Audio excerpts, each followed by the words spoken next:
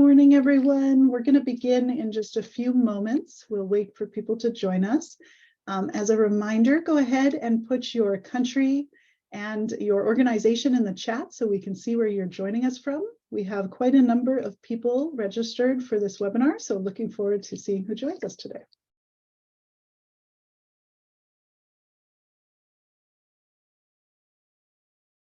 Good morning, everyone. We're going to begin in just a few moments.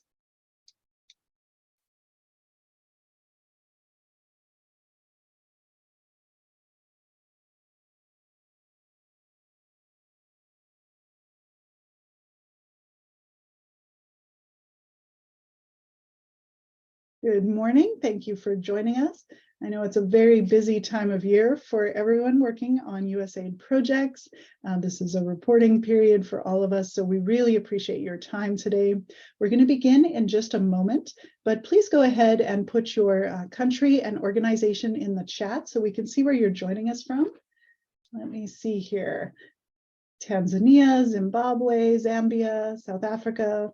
Wonderful.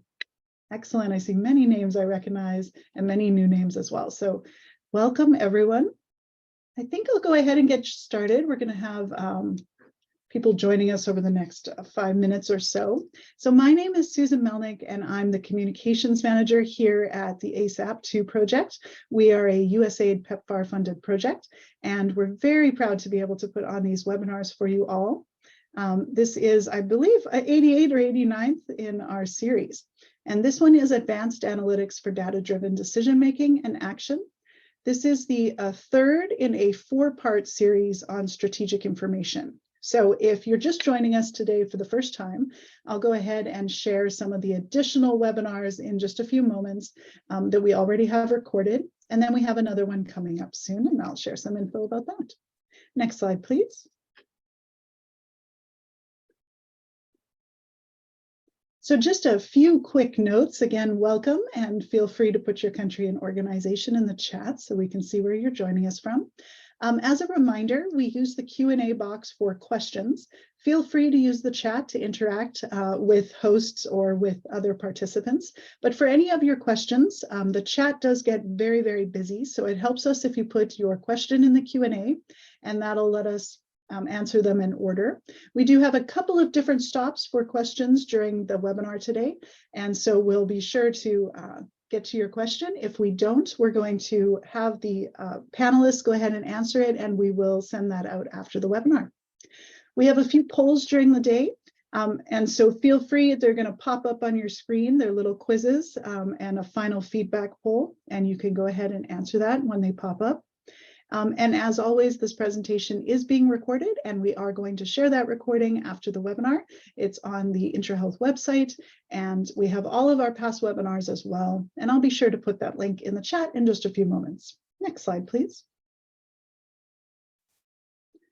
So the USAID ASAP2 project is accelerating support to advance local partners. We're in the second part of this 2-part project. And we rapidly prepare local partners to have the capabilities and resources to serve as prime partners for USAID and PEPFAR. And we do this through capacity strengthening and skill building and technical assistance. Next slide, please. So in ASAP 1 and 2, we've supported 126 local organizations in 18 countries in sub-Saharan Africa, and that's included 113 local partner organizations and 13 local government partners. Next slide. And these are the countries that we've supported. As I mentioned, 18 supported in total. We're supporting 12 to 13 in ASAP 2. And I see many of you are here today, so welcome. Next slide, please. And as I mentioned, this is our 89th webinar. We've had more than 20,000 attendees, and more than 70 countries have joined these global webinars. So we're very thankful to have you all here.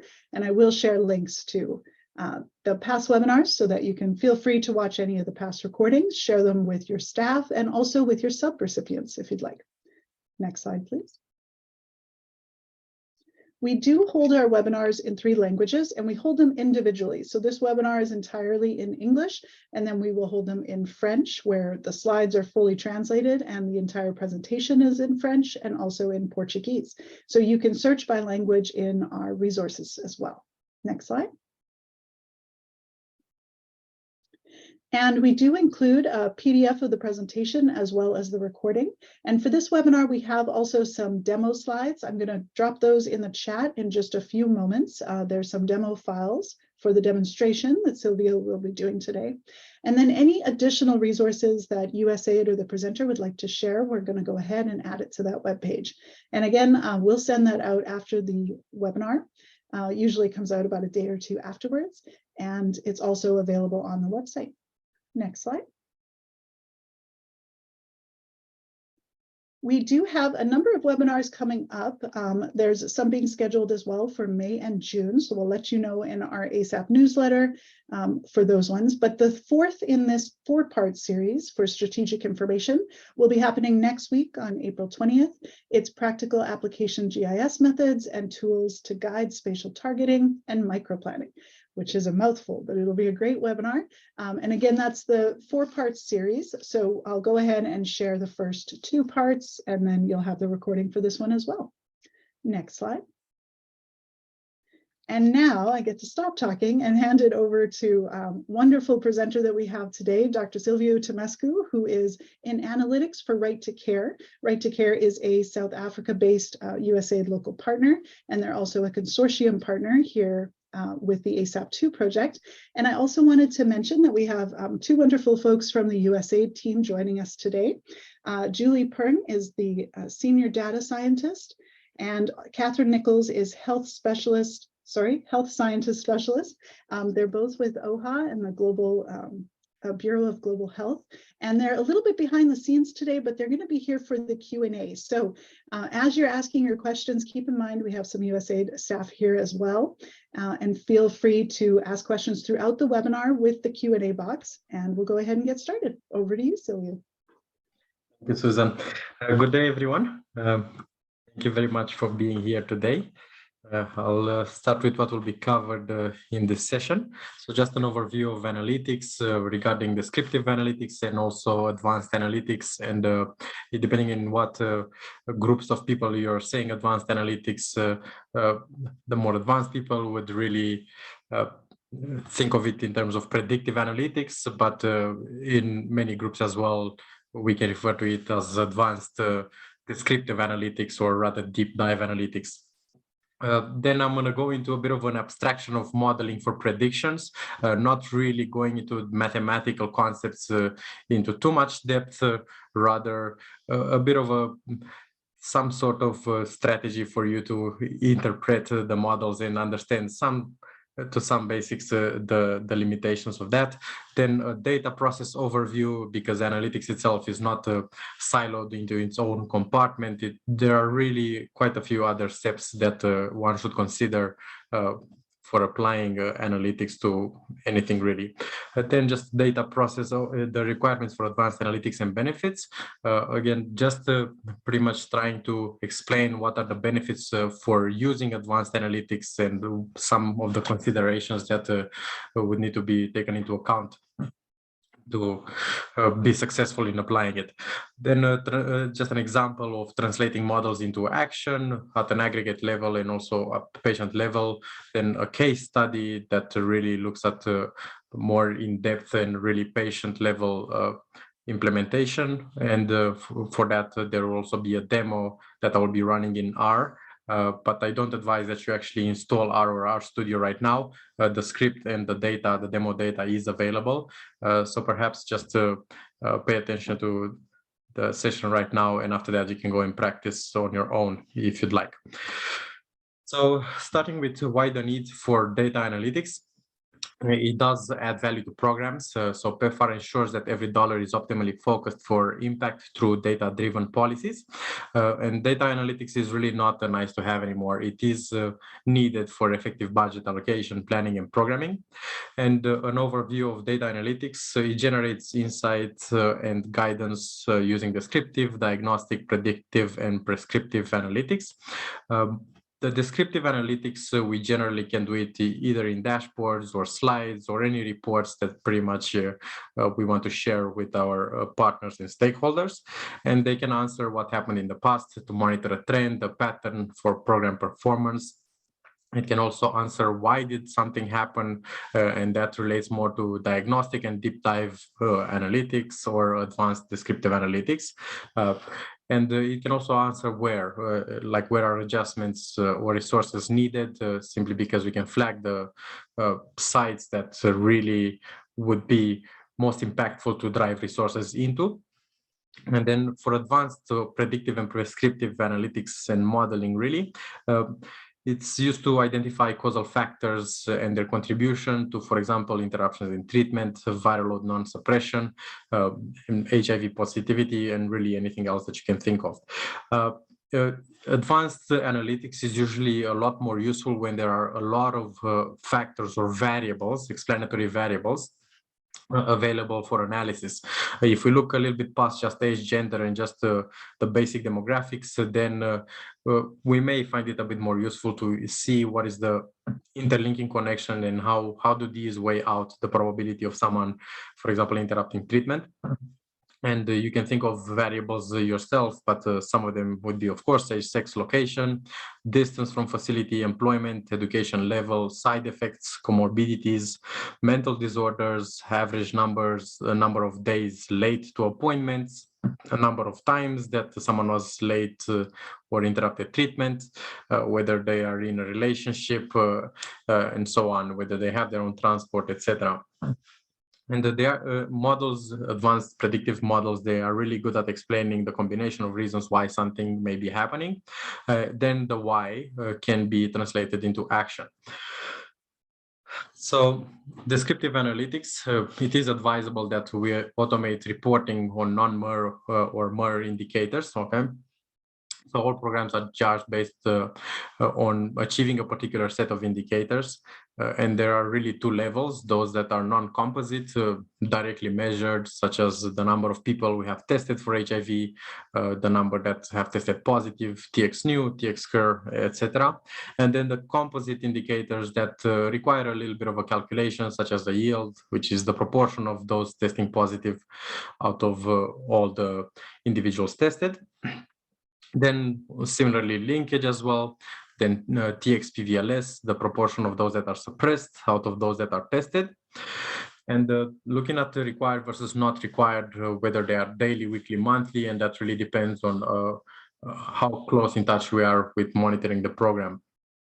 So indicators not required give insights into program gaps. So for example, TXPVLS really uses the denominator those who are tested, and as the numerator those that are suppressed, so those that are tested for a viral load. But there is an underlying gap as well that we would like to know.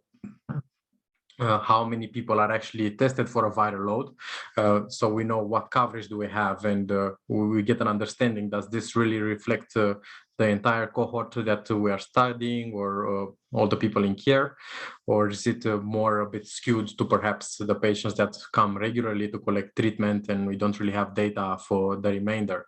So some of those indicators that are not really required somehow are still very important to monitor. And descriptive analytics is useful for high frequency reporting, whether we do it daily, weekly, or monthly. It still creates better communication with stakeholders. We can use it for daily situation rooms, forums to discuss with different stakeholders. Alarm, and one of the important things is that it alarms implementing partners and program managers and whoever else might be involved in patient care. It alarms people on the first level of danger around performance. So just basic monitoring, for example, seeing that the yield decreased this week compared to last, it does point a sore spot that could be fixed. Just to also give a brief reminder, sessions were presented before on descriptive analytics and dashboards in previous sessions. Nevertheless, it's also important to note that descriptive analytics can be automated by one person, and the benefit of that is that it can reduce error, it can reduce the number of staff required to do that, and obviously dashboards or reports can be static or interactive depending on the method that we want to share it through. And yeah. Predictive advanced analytics, what really is it? So it really makes use of statistical models, so mathematical models in one way or another. The model on the right here has pretty much is only showing one feature or variable, explanatory variable, months on ART, which can be plotted on a 2D plot. For example, we can obviously add a few other variables, you know, and if you would like to imagine it, you'd pretty much add extra axes for all of the other variables. You could make use of some techniques to perhaps color different outcomes, etc. But when you have many variables, it's quite difficult to depict all of it into a single conventional plot that we are really used to with an X and Y data series. So these variables, the explanatory variables, are also known as independent because, and that's important to note, because if they are not independent, then there may be a correlation, but that's not really indicating that that's a causation. I'll talk about it just now about that. What it is important to know is that there really isn't any one model that can be applied universally to everything, and the usual flow of things would be that you would test different models and see which one really gives you the best predictive power. So, for example, if you just look at this basic plot here, we can see, for example, that the straight line doesn't fit as well to the data. And if you are looking at doing some time series, which this pretty much could indicate that as an example, extrapolation does become necessary for predicting into the future, for forecasting. And it can be heavily impacted by the model choice, right? So there are other considerations regarding modeling, many of which can be domain specific. So, for example, what I was saying earlier on, 6 months multi-month dispensing is prescribed to virally suppressed patients. Therefore, 6 months MMD may correlate well with a suppressed viral load, but it is not independent of the outcome. So that's what I meant, that the correlation of it doesn't necessarily mean that 6 months MMD actually causes viral load suppression, but it's rather also a result of being virally suppressed itself. So it's not really dependent, and one may want to have that domain-specific knowledge to integrate it into analytics as well. So a model can result also in overestimation, underestimation of values, or false prediction of outcomes, which is obviously something that we don't want. So that's also why it is necessary to try and test different models to get one that is best. So just a question. Can you select the correct answer here?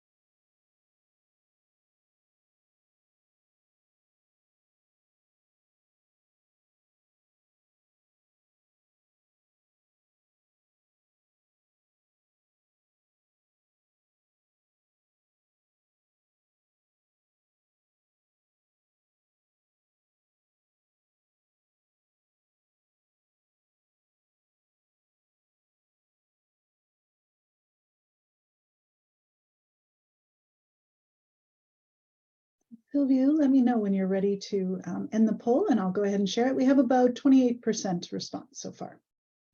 28%. Maybe let's stop it at 40% if it's still gaining. Sounds good, it is. Just one moment.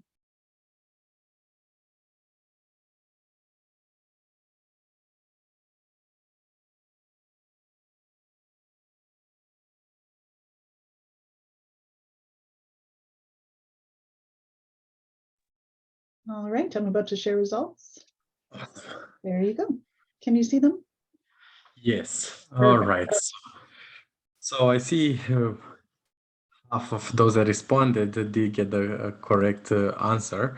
So that is true. The model does overestimate at 13 months on ART and underestimates at pretty much 23 months on ART. Model B here would really be a little bit better because we can see the R squared there. It's a bit of a better model for this. And I suppose for time series also, it would be good because on the extrapolation side, this model would indicate that we can actually reach zero. And obviously having a hyperbolic fit here does really leave room for that concept that it can't really be zero at any point in time because patients, doesn't matter how long they have been on treatment, there's still some possibility that they would have interrupted treatment or yeah. Thank you.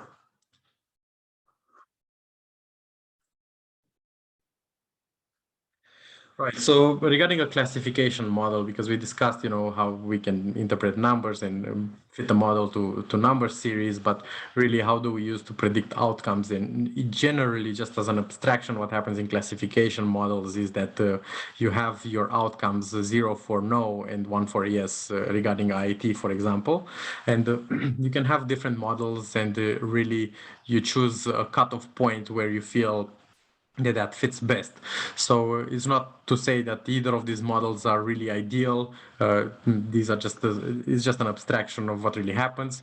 And for example, if we use either of these models and we want to cut it off at 60% probability, for example, then we would classify these as being interrupting treatment.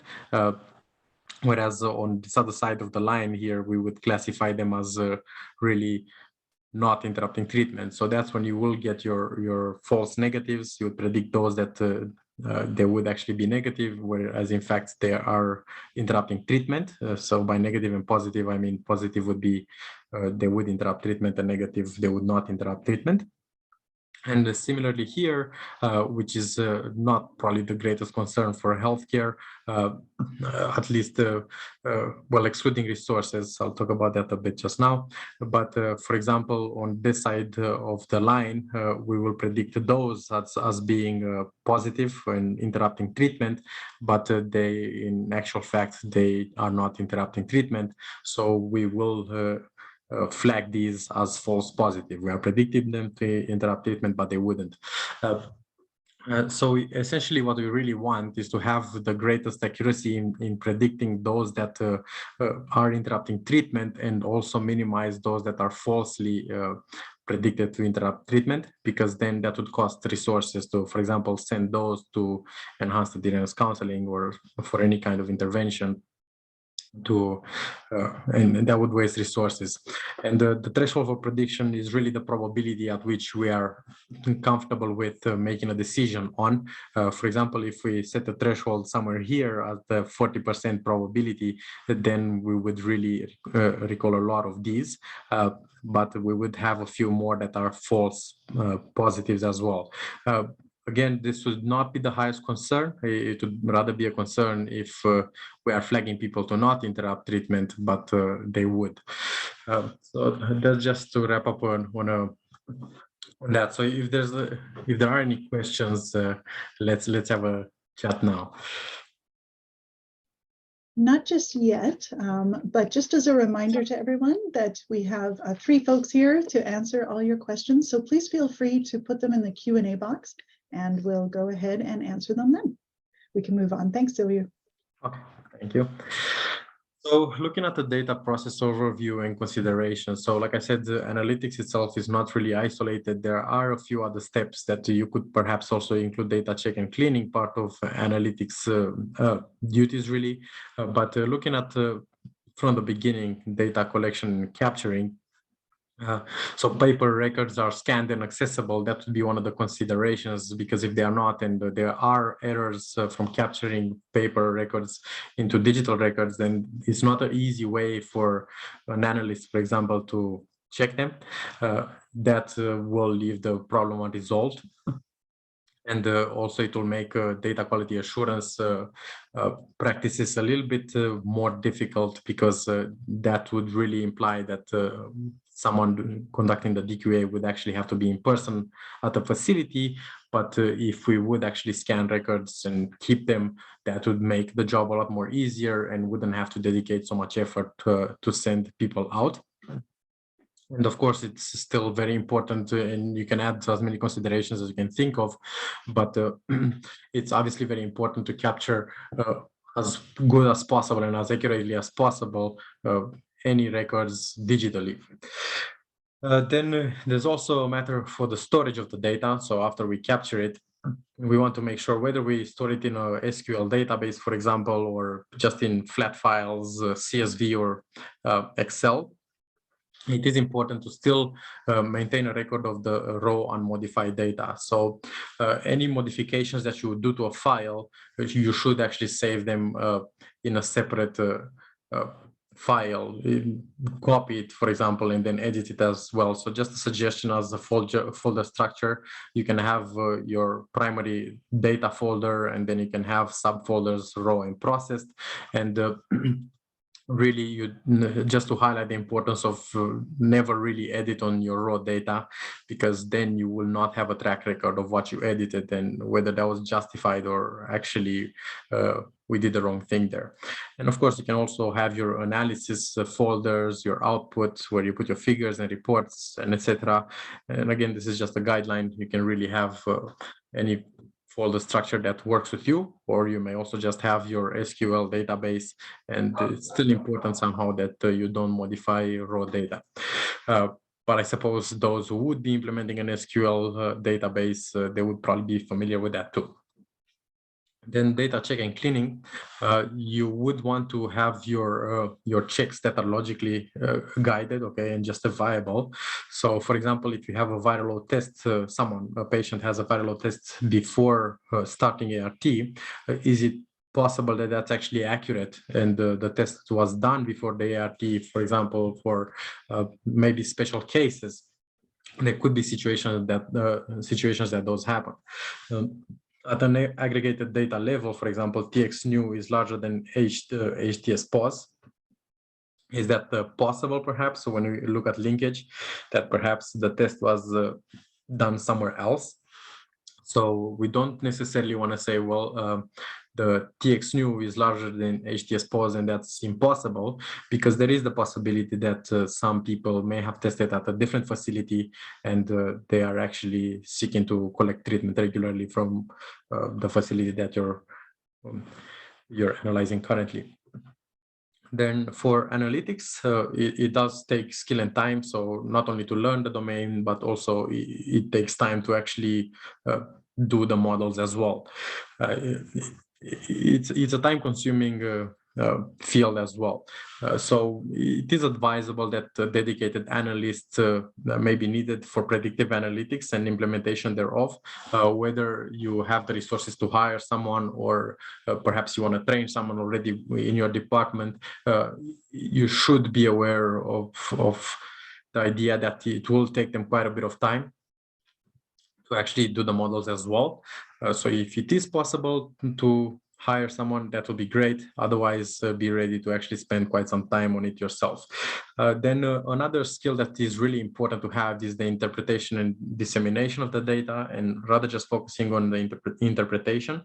So this is an important skill to have by the managers as well. So even if you don't spend the time doing the analytics yourself, you should familiarize yourself with what really the results mean, and be aware of domain-specific knowledge as well, like I said before, because, for example, if you do hire a data specialist that hasn't really worked in HIV before, it is important to still kind of validate in a way, and not in the sense of model validation, but rather to have a logically guided approach to selecting the variables that you're including in the model. Like I said before, you wouldn't want to include a multi-month dispensing as an explanatory variable of viral load suppression, because again, the guideline is that if you're virally suppressed, then you get to have 6 months MMD. And there could be probably a few other factors that we may want to exclude, although they correlate very well with an outcome. Then for planning and implementation, the deployment of resources or tools to maximize impact. So these are a lot of considerations here, and they revolve around what kind of digital infrastructure there is available, and perhaps alternatives, whether you want to have a paper record, for example, just kind of like a tool to tick boxes to gauge the risk of someone to have an outcome such as interrupting treatment. Of course, the ideal standard would be to have a digital infrastructure where you're collecting many variables in a data set, you're building a model on it, and you can already start deploying and predicting whether someone might interrupt treatment next, and you could already start taking some intervention like sending SMS reminders so people don't interrupt treatment. If that's not possible, it's still useful to at least make a tool to kind of drive conversation. So some of the variables there could be the basic ones like demographics, but that may only really be needed if you don't have a good link with the digital deployment of this tool. So, and it will become a bit clearer later on as I'll explain how you can implement a paper-based scoring tool for these kind of things. But ideally, if you can just focus on very key variables that can flag someone as interrupting treatment or not, and if you do get those very good variables, you may apply those tools when you do consultations at clinics, and you may not necessarily want to ask a patient what their age is or their gender, although those are associated with some risks themselves of interrupting treatment. That's not necessarily something that someone can change at the time. So you may want to focus on variables and on explanatory variables that they can perhaps be recourse somehow to help the patient. Then ultimately, you also need to collect some data on the effect of the intervention. So that's to also validate the model and see, does something work? So if we do flag someone as a high risk of interrupting treatment, and we do send them for enhanced adherence counseling, or we send 3 SMS reminders and we have 2 phone calls with them, as opposed to just sending them 1 SMS or none, we want to see like, is it necessary to have 3 SMS reminders or sending for enhanced adherence counseling? So in other words, does the action that we take based on the model, does it actually help in changing the course that would happen, and does it actually help prevent patients to interrupt treatment? And again, that also needs to be integrated in that, and then pretty much refining the model again, going through this whole cycle and seeing what really matters, what's important, and what kind of interventions contribute to a better outcome for the patients. So what is required for advanced analytics, to pretty much go a bit deeper into that one strip there for analytics? So like I said, you do need the skilled people to do statistical analysis, descriptive and predictive analytics as well, principal component analysis to see what are the main factors that contribute to an outcome such as interruption in treatment, and dimensionality reduction. So that essentially means, do we want to include all 50 variables such as age, sex, location, and the number of pets at home? Perhaps the number of pets at home doesn't really make a difference, and we may just want to exclude that variable as an example. Then what is important is to have capacitation or interpretation of analysis. That is very important for program managers.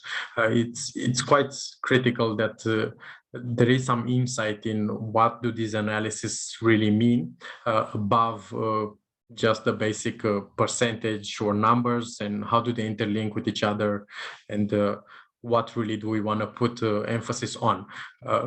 As we do know, females tend to have better health-seeking behavior in many instances, but just flagging someone by gender alone may not necessarily be very good at identifying people that are at high risk of anything. So we may want to add a few other variables and see how they interlink gender and location and number of partners, etc.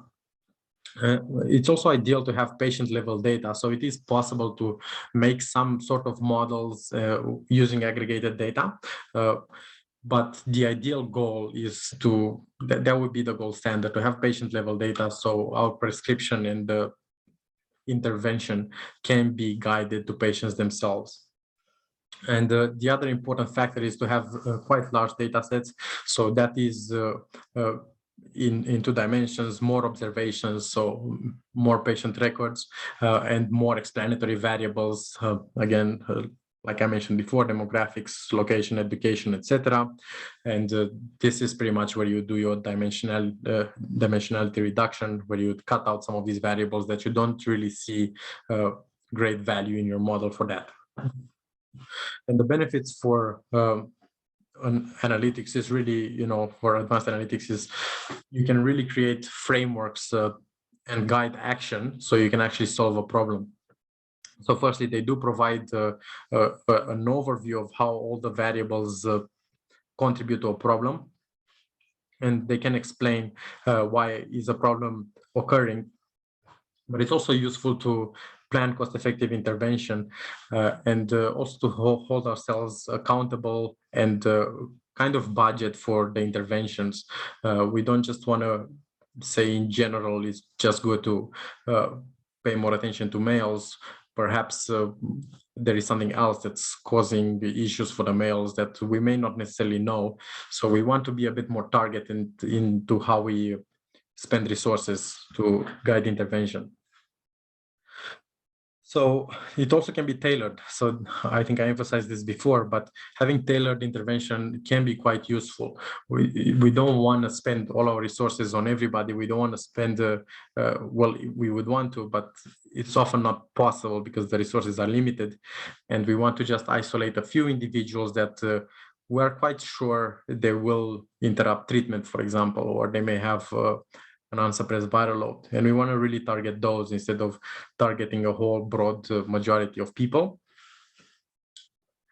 Then we can also evaluate the impact of the interventions. So once we figured out that, look, these are the people at risk of interrupting treatment, for example, then we want to see, does EAC make a difference, or is it sufficient only to send a few SMS reminders? And perhaps for those that are not technologically savvy or don't have a good connection in their neighborhood, should we then invest in sending out someone door to door to actually remind people to come to appointments? And then we want to also evaluate the cost to benefits. Is that really the best bang for the buck, the largest impact we can do for the amount we have to spend? And once we figure out what really works and doesn't, as kind of the part of the program, then we can standardize effective interventions across all programs. So also from the sense that obviously getting people to not interrupt treatment would also stand to improve their viral load outcomes. So this kind of methodologies can tend to have widespread impact, and ultimately what we really want to do is to improve the patient outcomes. So advanced data analytics for action can be really applied on any part of the HIV cascade, all the way from HIV screening, where resources are limited for mass testing, and we may want to really focus on only those that have a profile specific of or more characteristics of individuals that may test positive for HIV, such as having multiple partners, alcohol consumption, or not using a condom, etc. we can also look at IIT, like I mentioned multiple times just now. And we really want to predict clients at risk of defaulting for preemptive intervention, like sending SMSs or enhanced adherence counseling. We can also look at viral load suppression. Often these two can be quite similar in profile to identify clients that are likely not adhering well to treatment in the absence of routinely updated viral load test results. So just to distinguish between not adhering well to treatment, not necessarily meaning interrupting, but perhaps not taking their medication as routinely as is prescribed. And pretty much any other outcome that you can think of can really be monitored and make a model out of it if we can have some labeled outcome, such as interrupting treatment or not, or etc. So some considerations that some statistical models will perform better than others, and additional effort may be required for those. So like I was saying, you want to test different models and see which one is the best one. However, lesser models may be good enough to predict individuals with very high risk of any outcomes, such as interrupting treatment. And the better model may not be needed if resources are insufficient to, for example, offer enhanced adherence counseling to everybody. So a good model may be able to identify all of those that are at risk, but if we can only send a very small subset, then we may want to focus on those that really have the highest risk of interrupting treatment. So one of the basic models, one of the more popular models is really a logistic regression, which is possibly the most widely used model. And although in some instances it may not perform as well as other machine learning models, and also a logistic regression is a machine learning model or statistical learning model, as another name for it, it still is good enough to predict patients that are at very high risk of an outcome, predicting high risk outcomes. So some examples of what can be done with advanced analytics. So we have on the left some general intervention, and on the right targeted intervention at patient level, so tailored intervention. So we wanted to know if a 6 months MMD could improve patient adherence, and a cluster randomized non-blinded non-inferiority trial was conducted, and it really influenced expansion of 6 months MMD in Malawi and Zambia. Okay, so that is a general implementation, and obviously now we all know that 6 months MMD does really contribute to lowering the interruption in treatment of individuals. Targeted intervention also has its role, of course, and the DIAPACE program wanted to predict those that would miss appointments or be virally non-suppressed. So using machine learning models to predict models to anticipate patients that would become that would interrupt treatment or become virally non-suppressed, and paved way for preemptive HIV programming, such as referrals, decanting, and other kind of interventions. And these really do offer cost-effective ways of running a program. It's much rather useful to see what works initially from what we have, and then kind of driving resources into those, instead of driving resources into approaches that we're not really sure what's their impact. And obviously more insight leads to more action and better patient outcomes. We cover that as well. And the targeted programming and intervention, of course, and creates accountability for money spent, like I said before as well.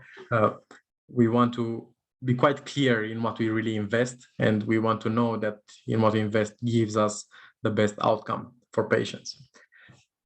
And we can also up and down scale it, and we can gauge whether some approach is really worth continuing, or whether it's really a waste of money, and we can drive those resources into something else that's more effective. It does create a bit of a framework for expenditures that can benefit better.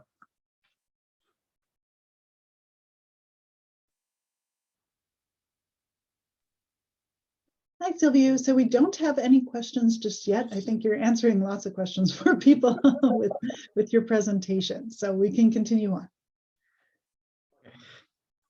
Let's go.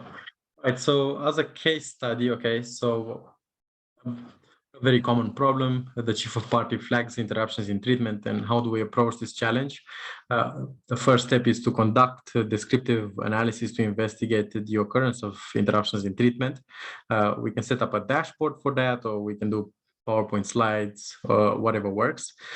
Then we want to really identify groups that are most likely to interrupt treatment for preemptive interventions, such as counseling before interruptions in treatment happen. Okay. And when I'm saying identify groups, the purpose of advanced analytics is really to integrate multiple variables, not just to look at one and say, well, let's focus on all males or all those of younger age. So to prepare a dashboard, it has been covered as well before, but you could use Power BI. It is free to use to just build a dashboard. And you can look at the distribution of interruptions in treatment by certain categories. So if you look here at ABCD, you could consider those as facilities. And one of the more common principles used in descriptive analytics is Pareto principle, which assumes that the vital few, as a guideline, 20% account for 80% of an outcome. So for example, 20% of the facilities account for 80% of interruptions in treatment. And really, this is a guideline. There is nothing to say that you couldn't use, say, 50% of the facilities account for 80% of interruptions in treatment. So if you think of these as facilities, these would sum up to 10. You could clearly identify that these two facilities, half of them account for 70% of the interruptions in treatment. And then we can clearly just guide our resources to improve the programs at these facilities so we can have a greater impact. So this is also useful to guide targeted intervention to be optimized for best use of resources, but targeted at a higher level, such as facilities, etc. We can also use it to target demographics, educations, etc. But ideally, we would want to split those variables that characterize individuals and their likelihood of interrupting treatment to have them analyzed a little bit more differently, right? And the strategies, like I said, they can be formulated based on this basic analysis, and they can guide program implementation at a very wide level. So to go through an example of how you would use dashboards, and that will lead into a bit of advanced analytics as well. Resources are sometimes limited. While we can guide all facilities to follow up better on some particular clients, age groups, genders, etc., it may be necessary to prioritize certain facilities to maximize impact while minimizing effort, right? So again, the Pareto 80-20 rule, that is really a guideline. Knowing which facilities have the most clients may guide deployment of limited resources. And just by looking at the total number of clients, then we can assume that that's also the biggest impact. But then knowing which facilities have the largest number of clients interrupting treatment. So for example, facilities C and E, and we could also include F here as well if we wanted. We can identify the facilities where enhanced adherence counseling may be needed or where resources would be needed to counteract interruptions in treatment. Then we can also look at how many clients does a facility have to follow up with, and can identify which those facilities could use a call center or a client reminder SMS platform to smoothen the follow-up system. But does this explain what are the characteristics, age, 6 years on treatment? So obviously descriptive analytics does tend to be sometimes in batch, and looking at too many plots at once may be a little bit difficult. But essentially, no, it does not explain it. You could add some filters to these.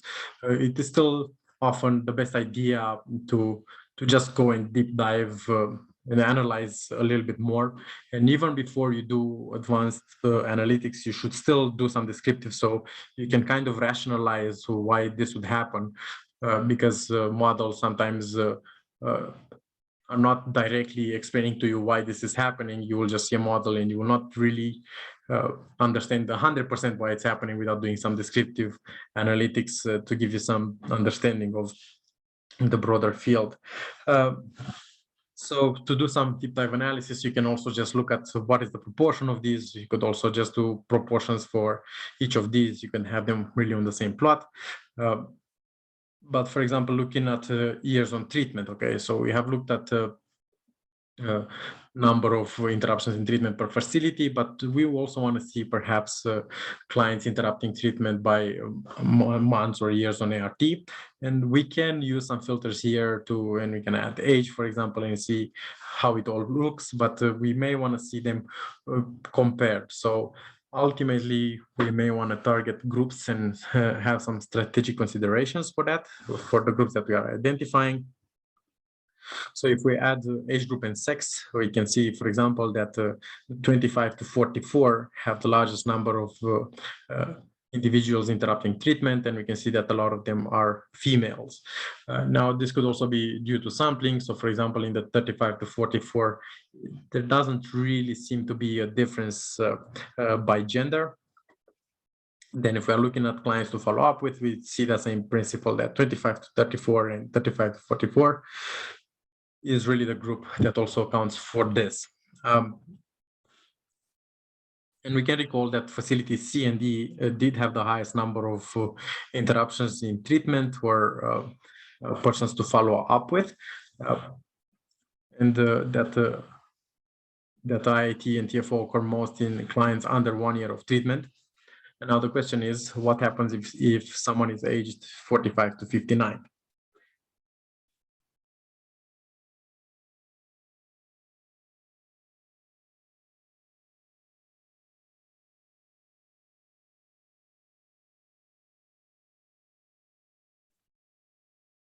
And Sylvia, while we're waiting for people to respond to the poll, we do have some questions that have come in. So do you mind if I post a few? Excellent. All right. So first one is, what can we do for missing or incomplete data, including data that's maybe not regularly filled out, such as occupation and education, if they're not updated? How do you handle that?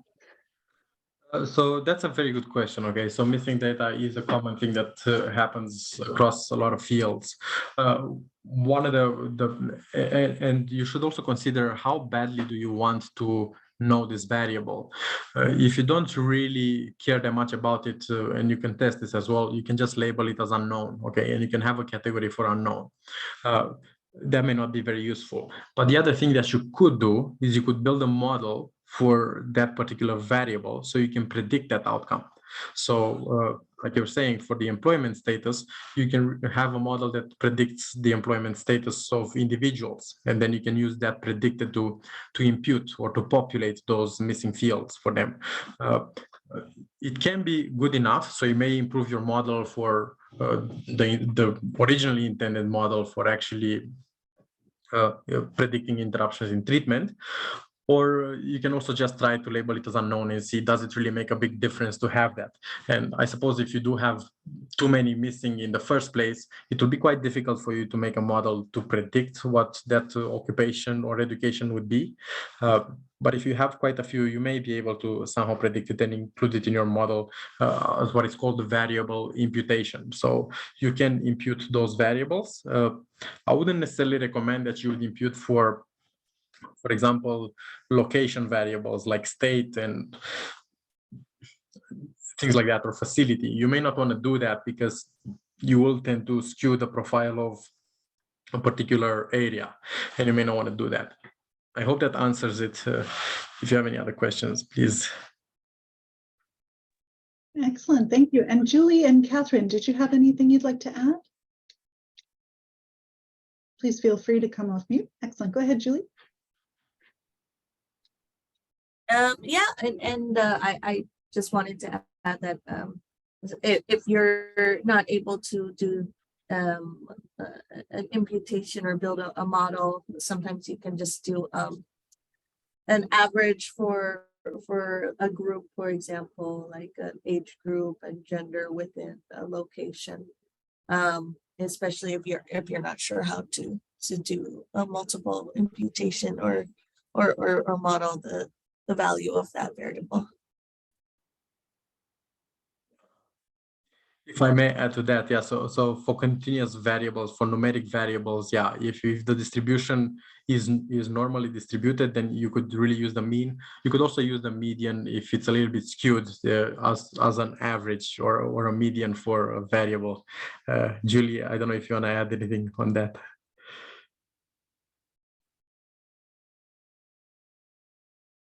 No.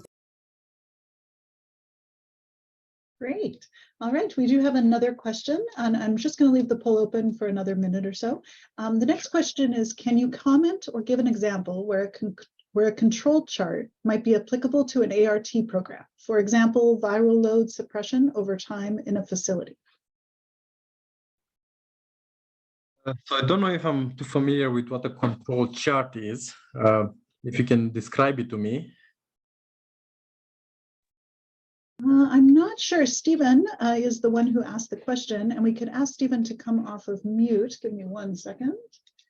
Stephen, would you be able to provide a little more information? Let me just, there we go. You can come off mute if you'd like, Stephen. Perfect. Go ahead. Hi, can you hear me? We can. Yeah. This is where you create a chart, and you create an average, and then over time you get the standard deviation for the data, and then you apply that standard deviation 3 times. That will become your upper boundary, and 3 times below it, below the average, that would be your lower boundary. So this actually gives you over time, the data point should not exceed the upper and lower boundaries. Otherwise it would be outliers. But it also has some set of what you would call rules that will tell you whether your data set is going down, or if there is an actual change, or is it just a random event as the data goes up and down below or above the average. Yeah, it's otherwise also called Shewhart chart. I don't know if anybody is using that, but I've tried using that one. That's a very good question, Stephen. If you were to use it to just monitor what the state of the program is, I'm also assuming that you want to put markers on the timeline to see what kind of intervention you had there and how that goes about. So I suppose you could use it directly as that, but ultimately, if you don't want to produce a predictive model for forecasting, so there are basic models that really only use the variable in question, such as the viral load count, for example, but there are other forecasting models that use multiple variables. So such multiple variables would be the type of intervention, and that would be associated with the time span. And based on that, you can kind of forecast what would be the outcome of that if you monitor it for sufficient enough time to give you something statistically significant. Yeah, exactly. It just gives you a picture over time, and if you see anything that goes as an outlier, then you look at any intervention done at that point. Otherwise, it's something that needs to be investigated.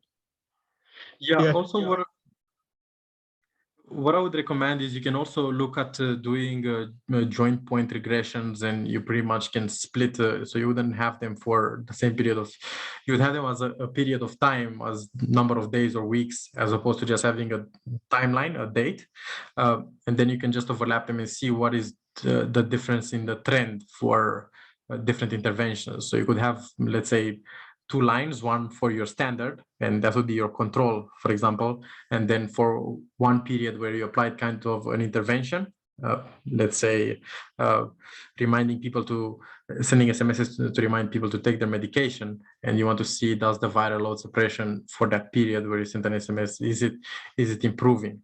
So joint point regression could also address that the question.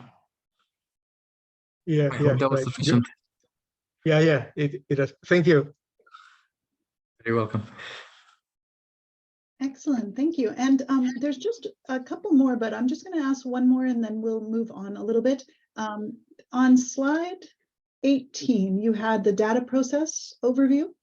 Right. We have one question about the sequence of data validation and dissemination, because dissemination comes before validation. So just wondering if you could explain that a little bit. Perfect. So let me see this question.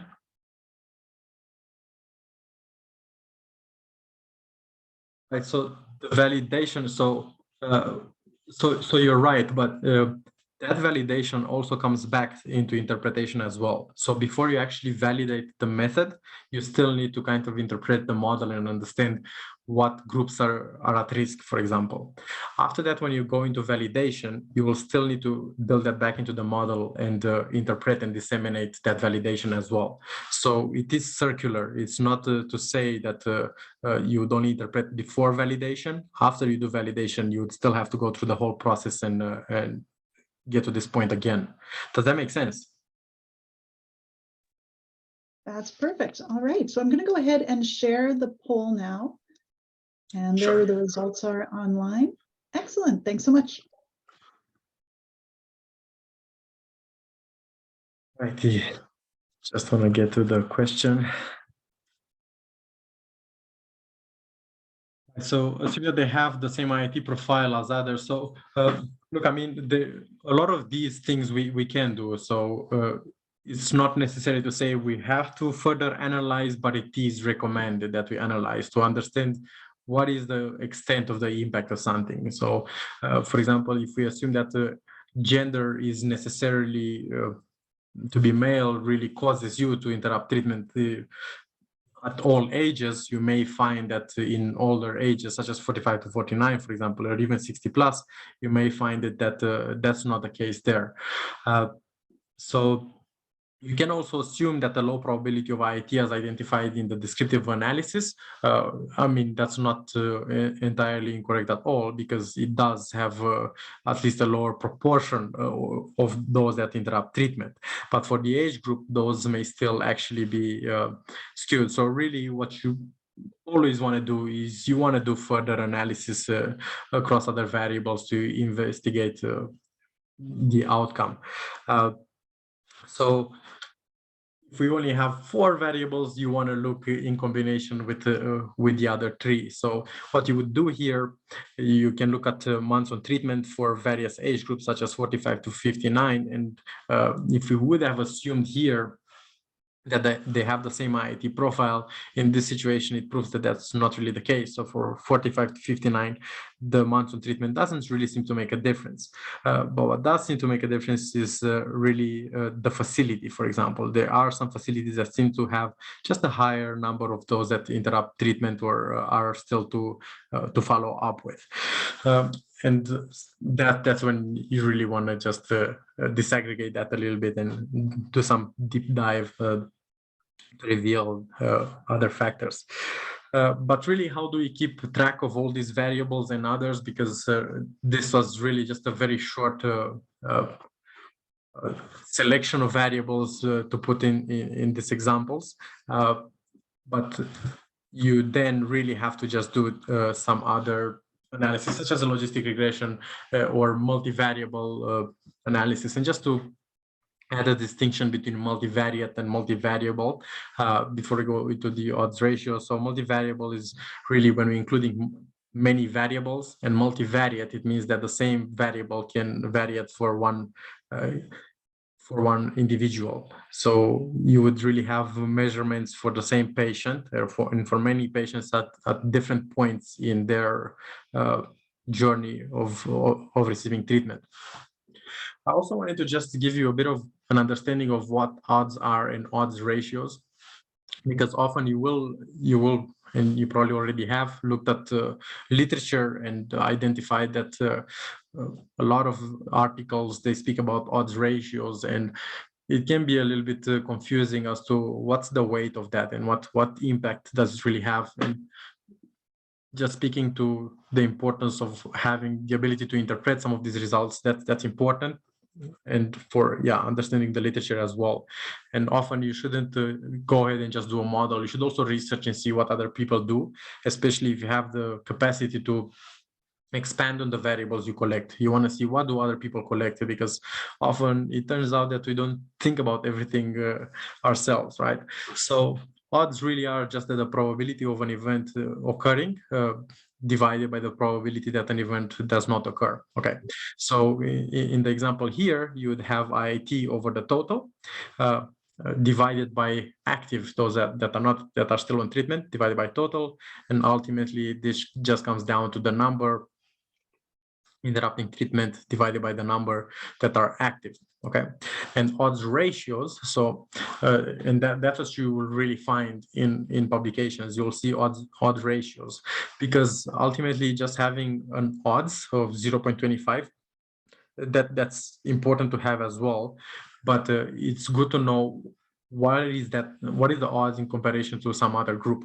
Okay, and usually choosing this reference group, you would, as a rule of thumb, you can really pick the most populous group. So, for example, location Y here has more people that are recorded at this location, right? So we can use this as the reference group. And choosing a reference group is not necessarily only guided by whether it's the most populous.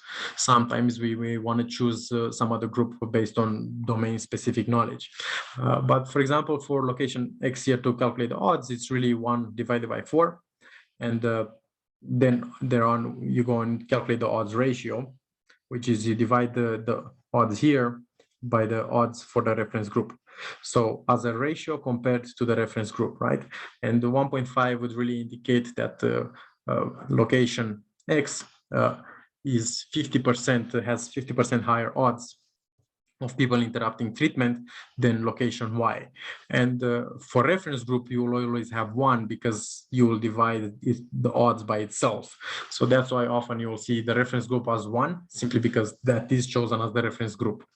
Yeah, moving on, I suppose we can skip the question and answer sections for later.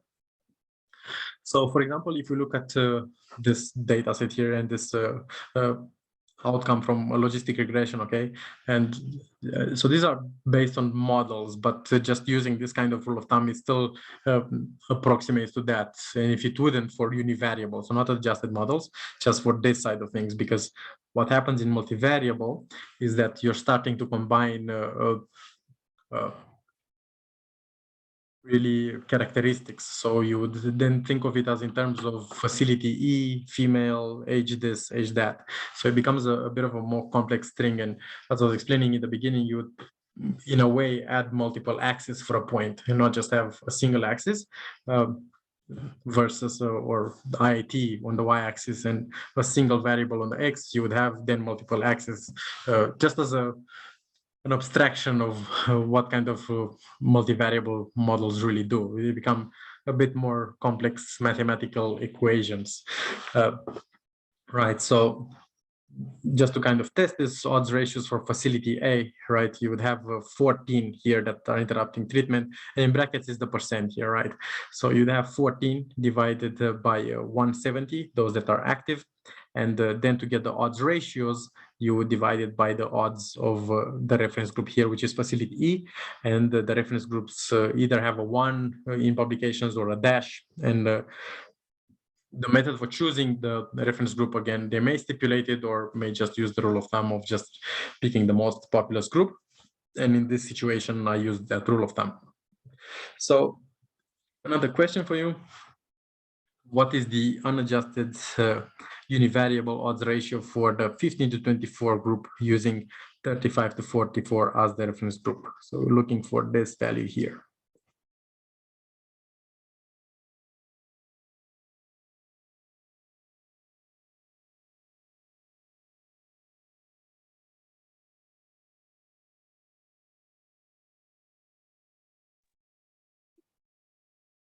Poll is launched, and I just want to let people know too, there were some questions about which types of software you can use for statistical analysis. And USAID wanted to point out that there's Power BI, Tableau, and a few other options as well. So you can also check out the Q&A box and look at answered questions, as there's been some answers typed in there for you.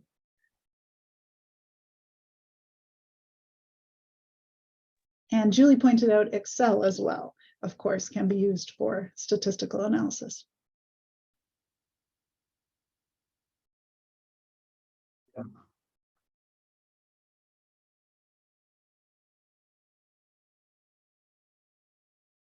So if I may add into that answer, I think really the choice of the software, I really doubt that anyone can say this is the best software. I'm sure we all have preferences, but ultimately, whether you use R or Python, so those are the free alternatives. You can also use Stata or SPSS and SAS, which are not free alternatives.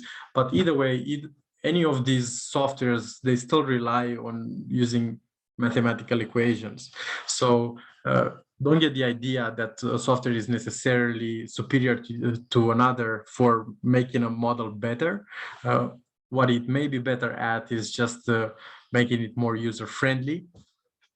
And in regards to that, I would suggest use the one that you're most comfortable with, and that you can also integrate with all the other digital platforms you have.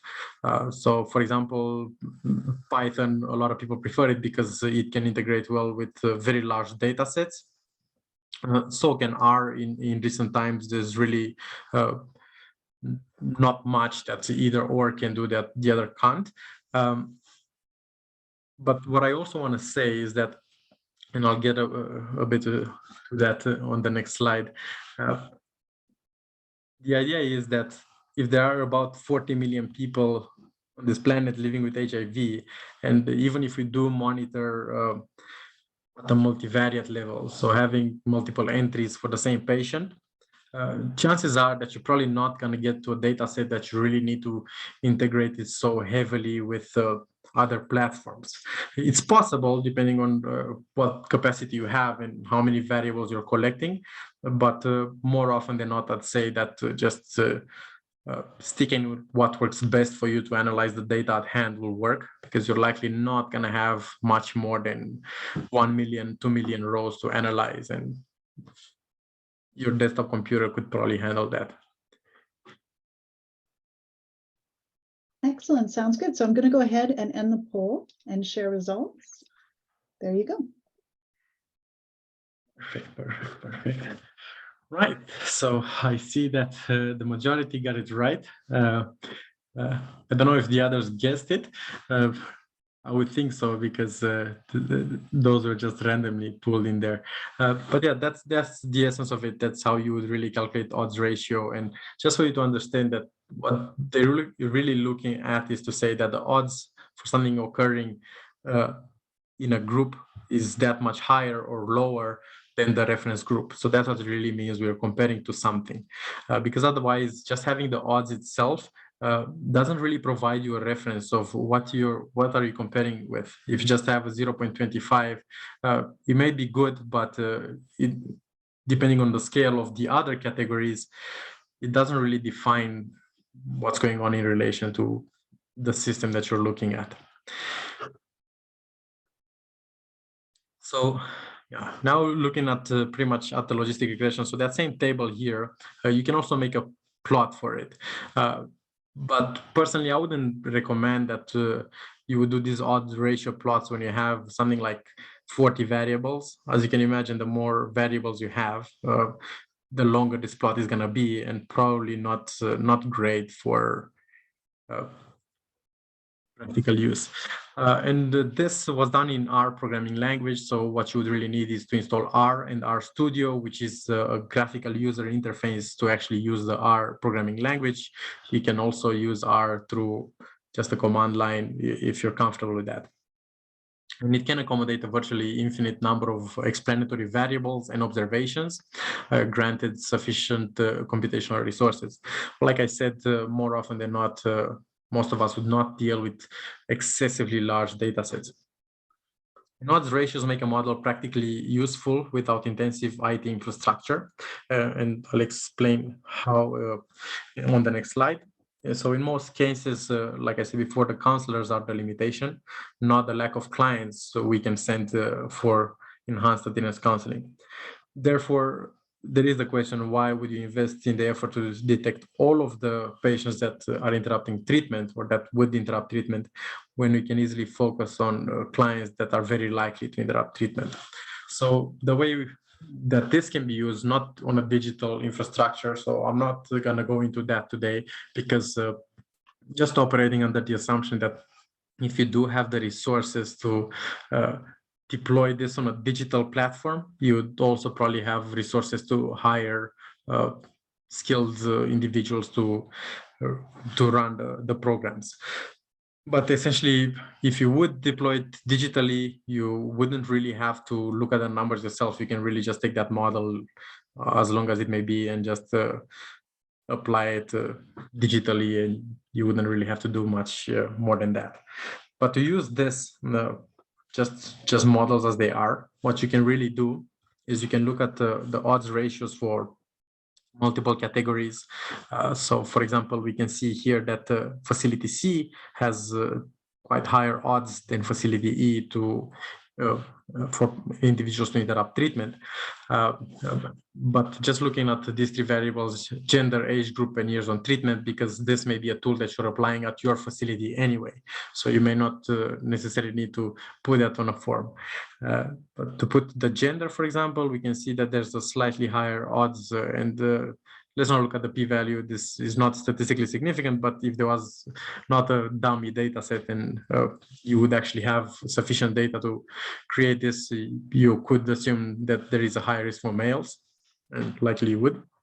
So you could just score for males, for example, you could assign a score of 1, and obviously the risk score, the higher the score, the more likely someone would be to interrupt treatment.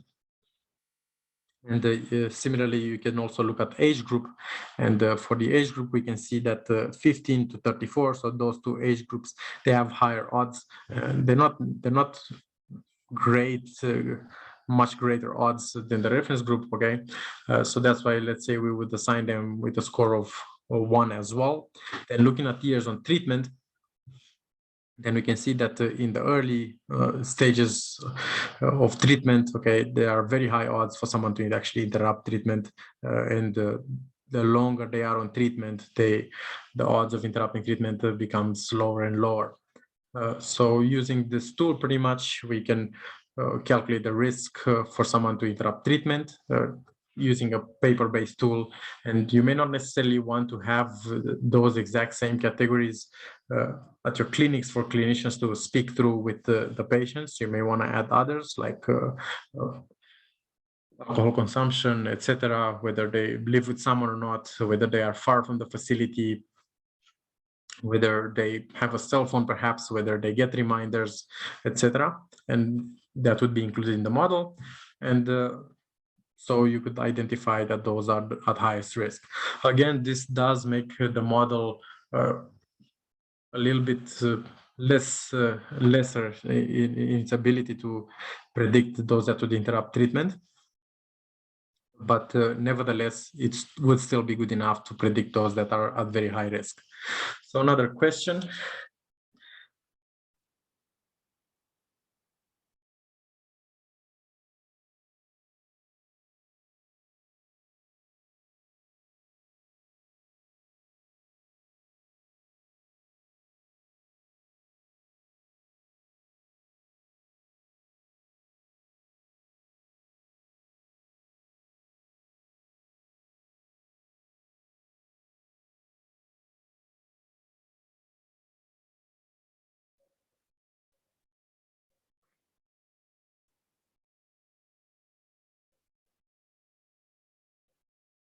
Let's give it maybe another 20 seconds or 30 seconds.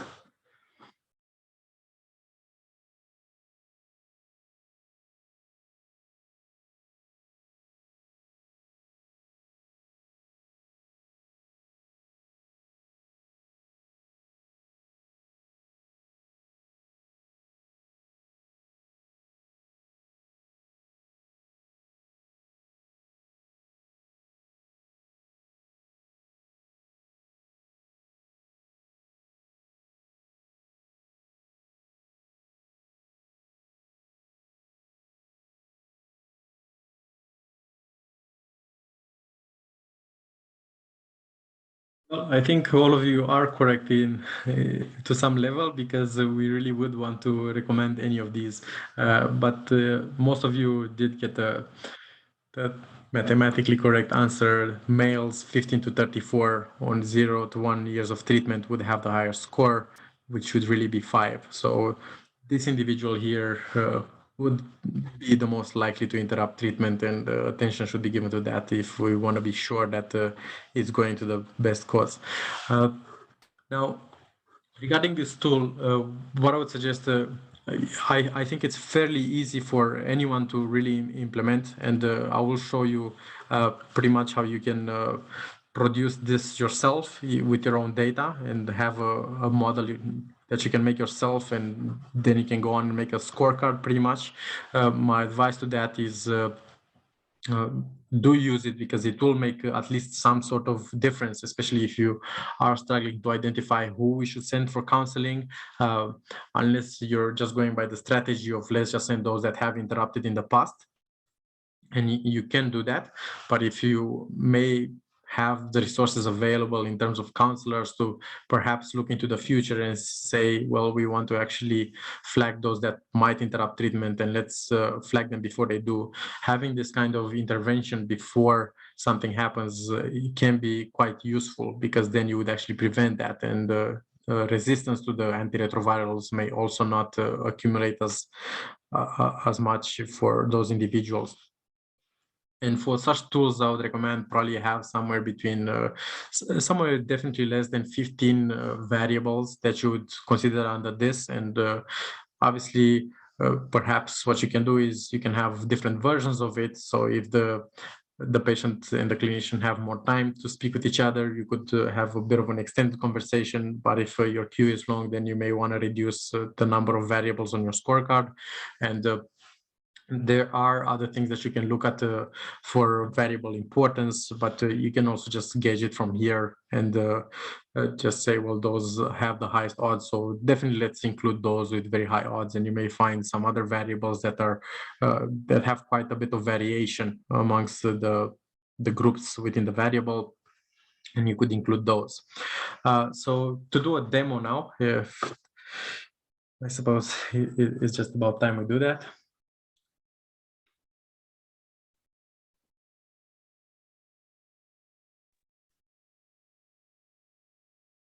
And I'm going to go ahead and share the demonstration files again in the chat, and they'll also be available after the webinar. So just to talk you a little bit through our studio. So our studio is again just a graphical user interface, okay, a GUI for R. So the programming language is called R, and our studio is just a bit of a better way to interact with the scripting and just work. It offers a better workflow. So what you have here is your script that you can save, and on this bottom right corner, what you have is the files in that are pretty much in the same folder that Susan would be sharing with you, and you can see that, and it's pretty much a file explorer, same as the one that you have for your Windows, more or less, right? Then you have your global environment here, and this is where you would see data that you would import into R and R Studio effectively. For now, it's empty. We haven't imported anything. And this is pretty much where our studio communicates with you in terms of errors or anything that may happen, and just confirming that you ran a command, etc. You can also just type in commands here and run them as well. And R itself, they also have packages. Okay, so packets of software really that you would still need to just upload in here. And again, they are all free really. R is completely free, so that's very good. And to just upload this Excel file here, I'm just going to run this line, and I'm just pressing Control Enter, and then our data is uploaded. You can click on this and you can just have a look at the data, facility, gender, age group, years on treatment, and the outcome. Okay. Then you may also want to just do some basic descriptive analysis. It can be quite a bit in depth, but if you're already doing descriptive analytics in using a different software, then you would probably not really need to do that here. You can also build dashboards in R. I wouldn't say it's as user-friendly as building them in Power BI, for example. But there are a lot more powerful things that R can do. So what we just want to see here is the distribution of data by the facilities, because we want to select the reference groups. So we can look at facility first, and you can see that facility has the largest number of individuals on treatment. Then we can see also the female, male, the gender, and see the females are the largest group, and we want to assign that as the reference group.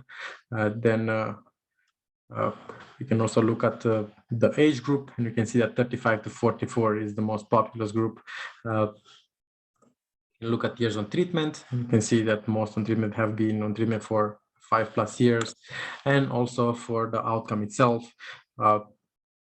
It's not necessary to say to set this always. It depends what you're looking for, but you would set the reference group anyway as the variable that you're not focusing on. So if the focus is interruption in treatment, then you would set the other one as the reference group. Or in other words, you can call it the zero group, or it depends how you're looking at it. And again, the logistic regression will just treat these. If you're setting this as a reference group, it will treat the 0 for no and 1 for interrupting treatment.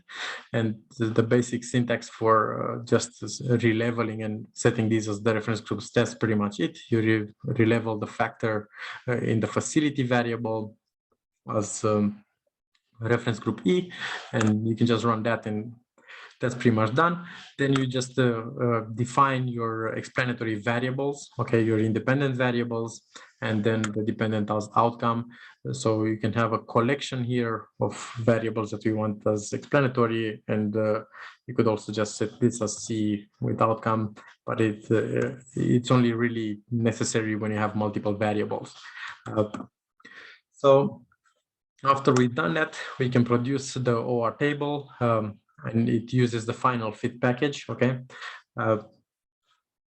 We can also look at the OR table here just by clicking in it there, and you can see the same table that pretty much you saw in the PowerPoint slides that I was sharing earlier on. And for this, you can also export it in Excel. So if we look at the files here, we don't have anything there. And once we write this, then it also appears. And then you can go ahead into your documents, or you can even click on it and just view file. You can also import data sets using that same kind of clicking on files. And if you do click on this, it will just open it with your default program for opening this kind of file with the .xlsx extension, right? So then we can also produce that same or plot that we looked at before. And I don't know if you can see the zoom when I'm clicking on this. Is this visible as well? I'm not sure. Anyway, you can zoom the plot. You can also export it and save it as a PDF or as an image. You would just have to play a little bit with the aspect ratio of this plot. Or again, you can just copy it here from here and just paste it somewhere else. What I do want to say is that this is a very basic workflow for doing this, and you could apply it to your own data. Obviously, considering that your data would be clean and labeled, as was asked also before, and you either label the unknowns as, or the missing as unknown, or you look for some imputation, whether applying mean or median, and just perhaps also taking the age group, and instead of having a continuous age group, as in by each year, you may want to categorize it so you can focus and define the group that you really want to focus on. And that's about that with this demonstration. So going back to the slides, I suppose the only thing left is a question and answer section. Excellent. So I'm actually going to pop up one more poll, if you don't mind, that would just give us an idea of what software people are using. That'll help us sort of design some webinars in future. So I'm just going to pop that up now. All right, so we do have another question. Just give me 1 second. You might actually want to take a look at this one, Silvio, because I can read it out, but it's probably easier for you to read it. Sure. So let me have a look. Q&A. Actually coded your outcome variable as 1 equals IT interactive, which variable as are considered as reference. So it would consider IIT. So then pretty much your regression, you're no longer predicting the probability of interrupting treatment. You're then predicting the probability of staying active on treatment. So you're doing pretty much the reverse, if that makes sense. Excellent, sounds good. And Julie and Catherine, anything to add or anything else you'd like to discuss with the group? Nothing to add from my side, thank you. Sounds good. So we did have one comment earlier about wondering how people are operationalizing their results. So we could certainly open this up to the participants since we have a little bit of time. If you'd like to raise your hand, I can go ahead and allow you to unmute, and feel free to let us know how you're using data in your, or how you're using your results for your program. And also, if you have any other questions that you'd like to verbally ask, Silvio or Julie and Catherine, please feel free to raise your hand and I can go ahead and unmute you and we could have a conversation.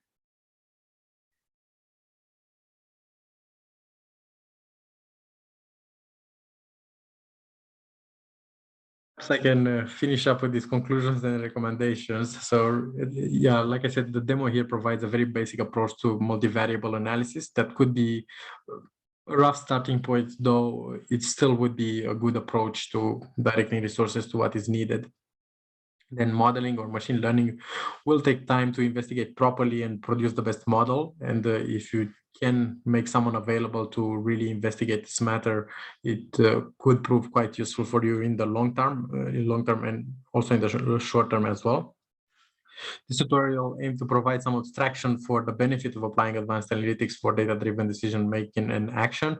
Really, like, it can expand to quite deep extents, and often the biggest problem is not the model building itself, is rather just getting the data in a format that you can handle it, because there can be quite a few problems, for example, missing data or misspelled data, and that can fit in weird categories.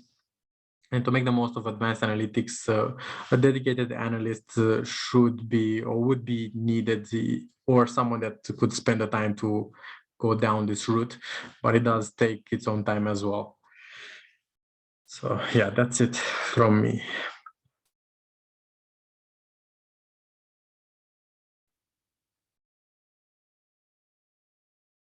Excellent. And Julie added some additional information into the chat. Feel free to come off mute, Julie, and speak to it if you'd like. Yeah, I really look forward to hearing examples from others about how they're operationalizing advanced analytics. I provided an example in the chat where there's a data anomaly detection tool of MER data, which was built by one of our mechanisms, and essentially you can upload some MER data and it will run it through a couple of different models and provide some potential data anomalies based for certain indicators or sites. And the way that we are operationalizing it is to call out those indicators and or sites to see if the OUs can do a double check of that data. So, but I also look forward to hearing others' examples.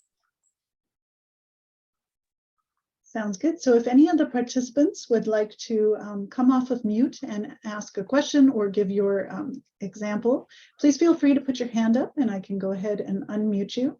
But we could also put this in our newsletter as a question and allow people a little bit more time perhaps to respond. So that's certainly an idea. We can take that back and get that done in the next week or so. So I don't see any hands raised. I'm going to go ahead and share the software because I think it's quite interesting as well. So it looks like many of our partners obviously are using Excel. This was a choose all that apply. So they were able to choose more than one. Sorry, let me come on camera. I didn't realize I wasn't on. There we go. And so it looks like Power BI, Google Sheets are regularly used. So that's really good for us to know for future webinars as well. I think our last Power BI webinar, we learned that there's certainly more information that the partners would like to hear about when it comes to that. And then it looks like we could certainly move on from there and supply some more support with R as well. So good to know. And we'll take that back and share that with the rest of the USAID team as well. So thank you for answering that. I'm going to go ahead now and pop up our feedback survey. There is an option here. Sorry, losing my voice a little bit. I cannot seem to launch it for some reason. Give me one moment.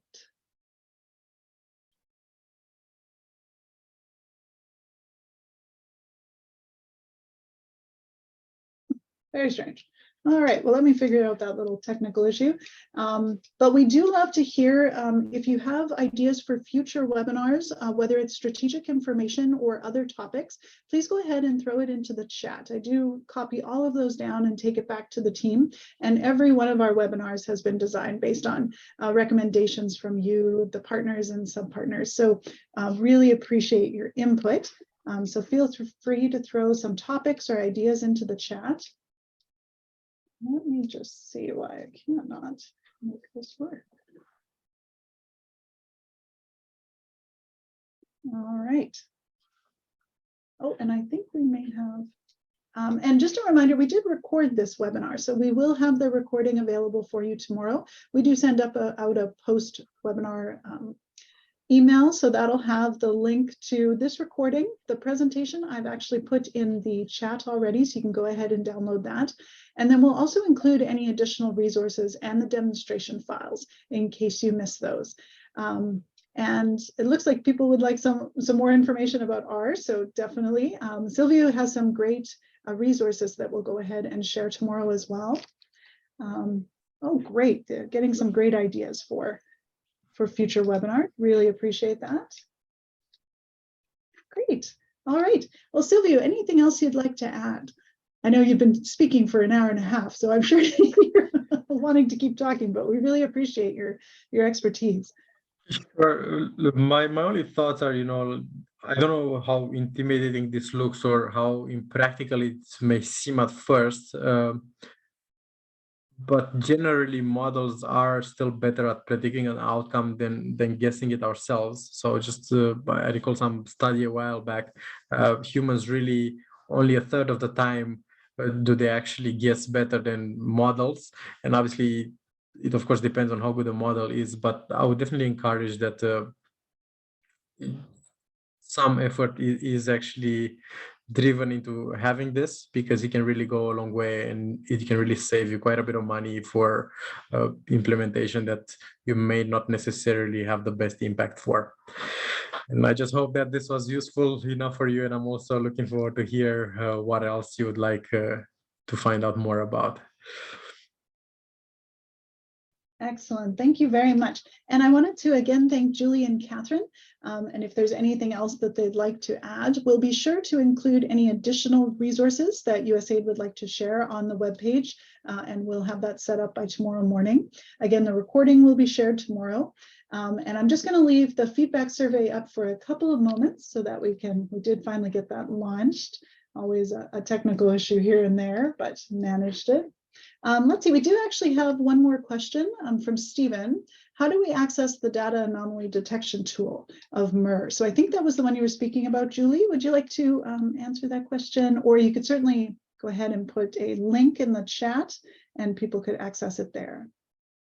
Sure, I'll put up the link and then feel free to email with more questions because there's a whole training on this too.